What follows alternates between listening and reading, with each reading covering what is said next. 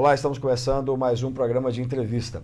Hoje vamos falar sobre literatura e sobre o gosto que um certo político respeitado na região, que já ocupou cargo eletivo importante, afinal de contas, foi prefeito de uma das mais importantes cidades aqui da região de Inhapim e hoje ainda acaba sendo um articulador político, um estrategista político, mas na verdade, o que ele mais tem gostado de fazer é sentar à frente do computador e escrever. Desse seu gosto já surgiram 2 livros que têm assuntos muito atuais e que, vez por outra, são debatidos intensamente.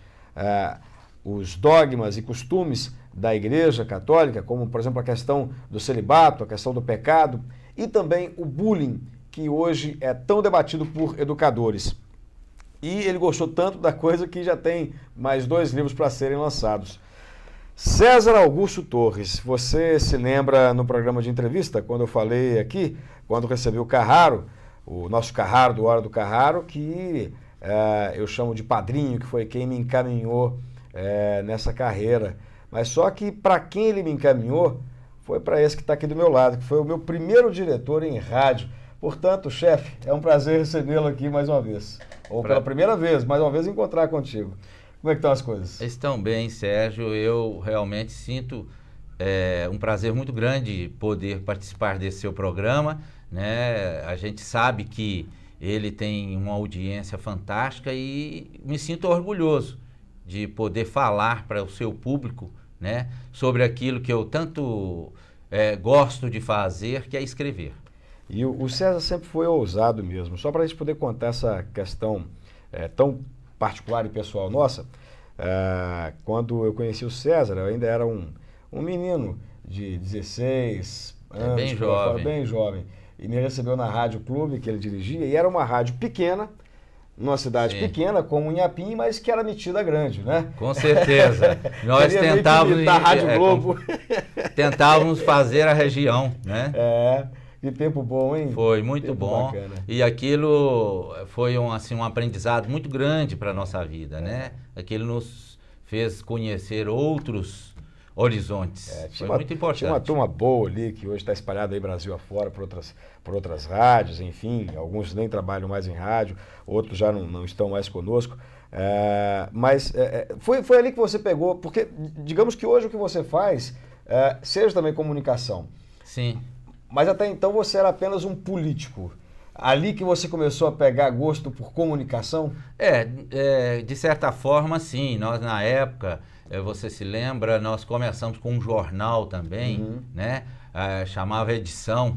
Chegamos a permanecer com esse jornal um período, né? E depois, como você sabe, o interior é muito difícil.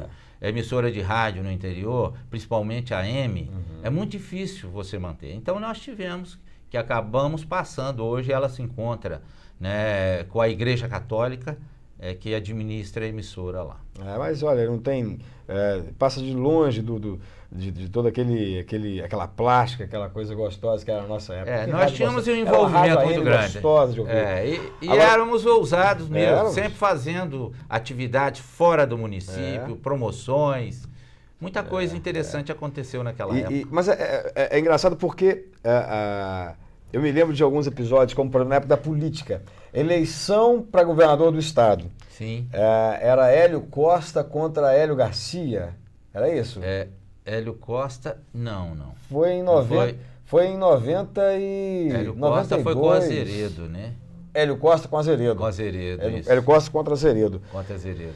E teve uma noite que eu estava trabalhando e comecei a ouvir uns barulhos de fogos de artifício. Achava eu que eram fogos de artifício. Na verdade, o pessoal estava jogando bomba dentro da rádio, do pátio da rádio. Em algum momento nós tivemos que solicitar até a justiça segurança, porque existia a intenção até de invadir a emissora, ameaças eram constantes, né? Esse tempo mudou muito, né? Hoje isso não ocorre, mas naquela época a política era um pouco mais pesada, né? Vamos assim dizer.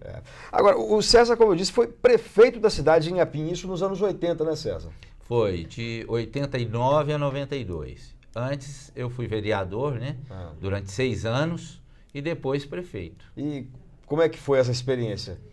Olha, tudo na vida eu sempre brinco, Serginho. Eu provavelmente, eu sou uma pessoa que já tive em minha vida oportunidades de exercer atividades diferentes e completamente opostas, né? No sentido das suas atribuições, né? Passei por vários cargos, né?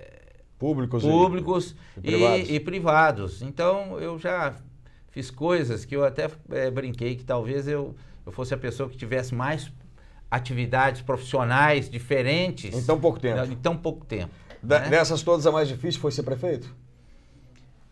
Eu não digo assim difícil, né? Isso depende muito de como você assume o seu papel. Eu sempre gostei de desafios.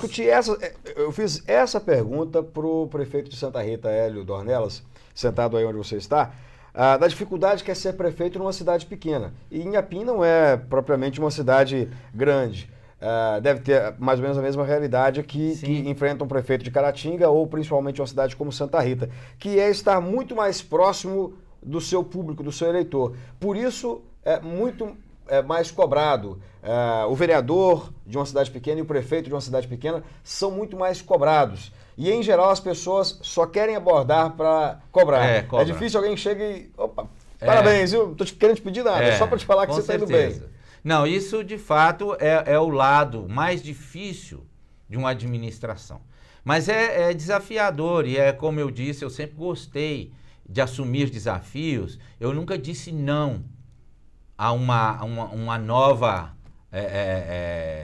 proposta de ação, né? Veja que eu já até diretor de presídio eu cheguei a assumir, né? Então tudo para mim é novo, para mim isso vem construindo, né, conhecimento e dando nova dinâmica na nossa vida. A política na década de 80 ela podia ser mais disputada. A gente anos 90 também nós falamos aí às vezes da intolerância que as pessoas tinham, enfim. Mas hoje você não acha que a política ela mudou até para pior, embora você tenha mais democracia, embora você possa colocar mais as suas ideias, discordar mais frontalmente, mas não aumentou, a sensação que a gente tem é que aumentou o número de escândalos, a questão da corrupção está mais arraigada em todas as esferas, ou isso tudo na verdade sempre existiu e é só essa democracia que trouxe à luz para o público tudo isso? Não, eu acredito que sempre existiu, mas não com tanta intensidade. O que tem ocorrido na sociedade, você vem observando a evolução social, aqueles conceitos, né, aquela formação que nós tínhamos, isso tudo está caindo por terra, né? Hoje a população está perdendo, né, a noção de limites. Hoje não se tem limites para mais nada. As pessoas perderam aquele amor, as pessoas perderam o respeito. Antes você sabe que você tinha o maior respeito pelo seu mestre, pelo seu professor. Hoje os professores estão aí com problemas, até alguns com problemas de tratamento psicológico, porque os alunos hoje não têm o mínimo respeito.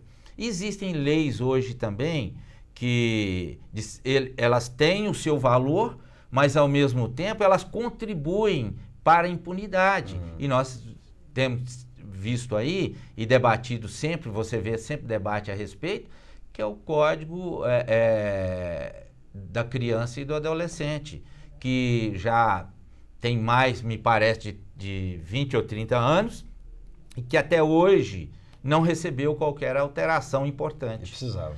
E tem necessidade. Então tudo isso vem contribuindo para que as coisas ocorram. Os desvios que você disse aí, os escândalos que nós estamos vendo todo dia na imprensa. Esses escândalos, infelizmente, eles estão acobertados pela impunidade, pela falta, às vezes, da população ter uma reação mais efetiva com relação a isso. Olha, é claro que o Ministério Público e a imprensa, elas têm exercido, e eu acho que você deve concordar com isso, um papel fundamental exatamente primeiro em trazer à tona esses escândalos e todo o problema que existe na política, a doença que existe dentro da política brasileira, e ao mesmo tempo responsável por até solucionar, por tirar de cena aqueles personagens nefastos da política. Mas existe também uma outra situação, que é a indústria do denuncismo, a indústria da boataria, a indústria da informação sem autoria. Isso é mais complicado do que os bicos de revólver que vocês políticos da década de 80 tinham que enfrentar eventualmente, das bombas que eram jogadas nos quintais, nas casas, por exemplo. É pior enfrentar alguém que você não conhece? Com certeza, porque, veja bem, a legislação hoje, a democracia impõe a liberdade de imprensa. Só que existe hoje um abuso dessa liberdade. A liberdade, quando fica nos níveis que estão, ela começa a ser até um presídio. Eu acho muito importante, a imprensa ela tem sido responsável, de fato, para a elucidação dos maiores escândalos que tem aí. E nós temos que parabenizar até esses repórteres investigativos. Eu acho que isso é muito importante. Na verdade, César, uma coisa é você pegar uma revista ou um jornal e lá trazer a reportagem, ainda que não cite a fonte, que o repórter não cite a fonte, que é uma liberdade que ele tenha, mas é uma matéria assinada pelo repórter. O repórter é fulano de tal, do jornal fulano de tal. Agora, o que a gente vê muito por aí são fanzines que são feitos aí pela rua, panfletos que são distribuídos aqui e acolá, anonimamente. Isso é que eu digo o seguinte: a liberdade de imprensa ela tem que existir, ela é importante para o crescimento da sociedade, para o cumprimento das leis, mas deveria também ter uma legislação mais rigorosa com relação a boatos, a divulgação de fatos não comprovados, porque existem aquilo que essa boataria, alguém diz alguma coisa ou imagina que alguém participou de um ato e já solta na rua. Aí depois destrói tudo e já não tem como consertar. Aquilo é difícil, porque quem viu o errado nem sempre vai ver o desfecho final da mentira, da calúnia, e a pessoa fica com aquele problema para o resto da vida. Olha, eu trouxe o César Torres aqui para a gente falar sobre seus livros. A gente acabou nesse bloco falando sobre política e batendo papo aqui, mas foi gostoso. No próximo bloco a gente vai conversar sobre os livros que ele lançou até agora. Tem um que eu li que foi A História de Messias, e que trata do celibato e do pecado, que é fantástico. O César conseguiu colocar no papel uma história, um enredo tão interessante que você vai visualizando, fecha o olho, às vezes vai visualizando como num filme de drama, todo o roteiro, enfim, toda a história que ele colocou. E a gente vai falar sobre isso no próximo bloco. O programa de entrevista volta já.